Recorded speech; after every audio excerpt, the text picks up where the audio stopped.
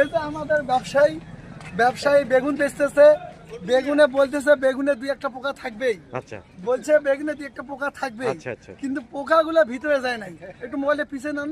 আচ্ছা আচ্ছা বাইরে আছে পোকা। হ্যাঁ, আচ্ছা এই যে বলতেছে কি বলতেছে শুনেন, বলেন। যে বেগুনে পোকা লাগবেই, বেগুনে তো পোকা লাগবেই। আচ্ছা বেগুনের পোকা, এই যে পোকা দেখেন, পোকা কোথায়, কোথায়, কোথায়, উপরে কোথায়? উপরে আছে, এই দেখেন আচ্ছা আচ্ছা আচ্ছা পোকাটা উপরে উপরে আছে। আচ্ছা উপরে উপরে। যেমন বাপ তার সন্তানকে চুম্মা দেয়, হ্যাঁ। ঠিক তেমনই ভাবে এই পোকা আসে একটা চুম্মা দিয়েছে। চুম্মা দিচ্ছে বেগুনটাকে। বেগুনটা এসে একটা চুম্মা দিয়েছে। আচ্ছা দোকানি বলেছে। আর দোকানি বলে, আচ্ছা আচ্ছা দেখি তো দোকানি।